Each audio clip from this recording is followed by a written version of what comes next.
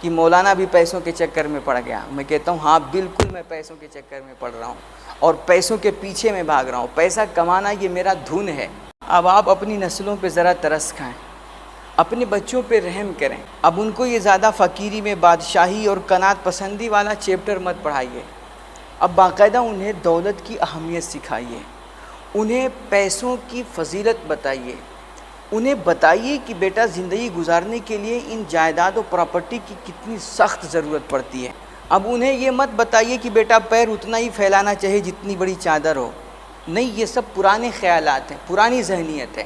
اب باقاعدہ اپنے بچوں کو بتائیے کہ بیٹا پیر فل پھیلاؤ، جہاں تک پھیلے پھیلانا، چادر چھوٹی پڑے تو نئی خرید لینا. اب انہیں یہ بتائیے. یار یہ قناعت کا درس دیتے دیتے نا قسم سے میں کہہ رہا ہوں کہ ہماری پوری قوم آج قناعت مار کا فقیر بن چکی ہے. اور دو چار جملے تو ایسے بولے جاتے ہیں ہمارے معاشرے میں نا، یہی سب سنتے سنتے اب ہماری نسلوں کا آج ذہن یہ بن چکا ہے نا کہ جب تک ہم کسی بزرگ کو لکیر کا فقیر نہ بتائیں نا، ہم اپنے اسلاف کو، اپنے بزرگوں کو بھی جو اپنا پیشوا ماننے کے لیے تیار نہیں ہوتے ہیں. یعنی پیشوا اور امام ہمارا وہی ہو سکتا ہے جو لکیر کا فقیر ہو.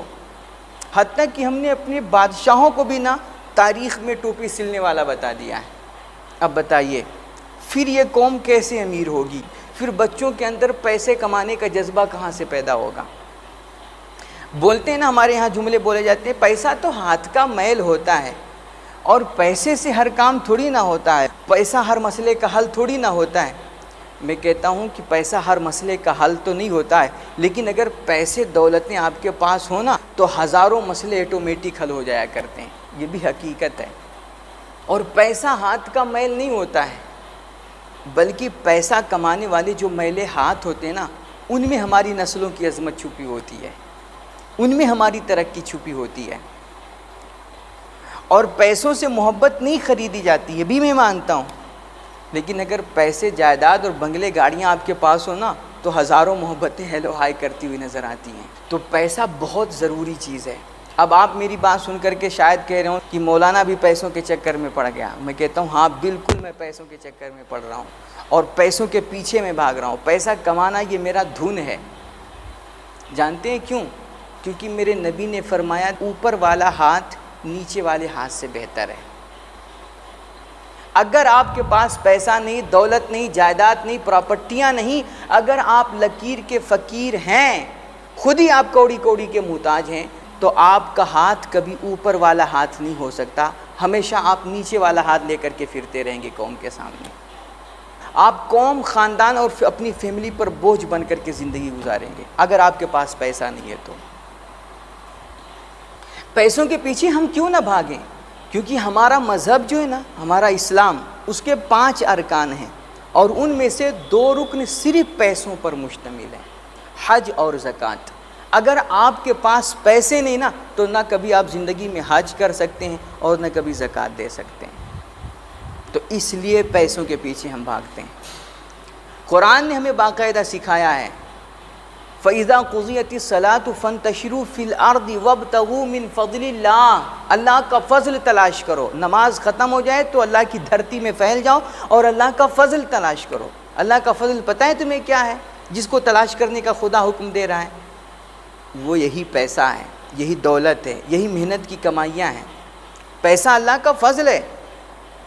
آپ اپنے بچوں کو بتائیے کہ بیٹا یہ فضل الہی تمہیں جہاں کہیں بھی ملے اور جس طریقے پہ بھی ملے آپ اس کو حاصل کرو. اس کے لیے چاہے تمہیں ہاتھ گاڑیاں کھینچنی پڑے، فاوڑے چلائے پڑے، ریڑیاں لگانی پڑے، خون پسینہ بہا دو، لیکن یہ حلال کی کمائی حاصل کرو. یہ اللہ کا فضل ہے. یہ بچوں کو آپ اپنے سکھائیے. یہ بہت اہم چیز ہے.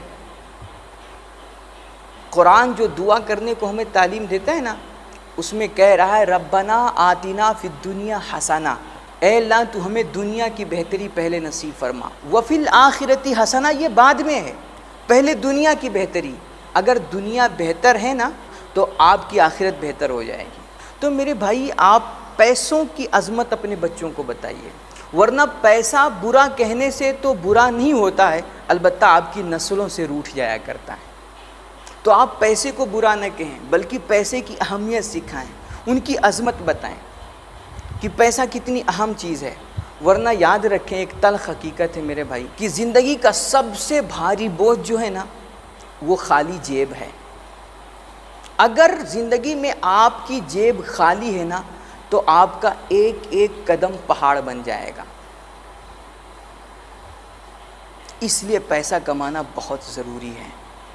تو میرے کہنے کا مطلب یہ ہے نا کہ جب ہمارے بچے 15-16 سال کے ہو جائیں نا تو انہیں تعلیم کے ساتھ ساتھ کوئی آن لائن بزنس کرنا بھی سکھائیے، انہیں کوئی ہنر بھی دیجیے، انہیں فن بھی سکھائیے، تاکہ جب یہی بچے کل 22-23 سال کی عمر میں نا جب اسکول اور مدرسوں سے ڈگریاں لے کر کے باہر نکلیں تو یہ نوکریوں کی تلاش میں در در بھٹکے نہ، بلکہ کہیں بھی بیٹھ کر کے آسانی کے ساتھ اپنی روزی روٹی کا انتظام کر سکے۔ اس لیے ان بچوں کو پیسے کی اہمیت بتائیے، ان کو دولت اور پراپرٹی کی فضیلت سنائیے۔ جہاں تک رہی غربت کی تقدس کی بات نا، تو اللہ ایسی غریبی سے ہمیں محفوظ رکھے کہ جس میں بھوکے پیٹ ایک روٹی کو دیکھ کر کے بندے کا ایمان خراب ہو جاتا ہے۔ اللہ ہمیں آپ کو ایسی امارت نصیب کرے کہ جس میں ہم محلوں میں بیٹھ کر کے لوگوں کو غلے بانٹ رہے ہوں، لوگوں کو اناج دے رہے ہوں، اگرچہ اس کے ساتھ 2-4 تصویریں کھنچائیں، مگر اللہ ہمیں بانٹنے والا بنائے، اللہ ہمیں عطا کرنے والا بنائے۔ یہ دعا کیا کریں باقاعدہ۔ میرے نبی نے بھی فرمایا کہ اللہ سے کبھی فقر مت مانگنا، جب بھی مانگنا اس سے غنا طلب کرنا، مالداری مانگنا، کیونکہ فقیری انسان کو کبھی کبھی کفر کی حد تک پہنچا دیا کرتی ہے۔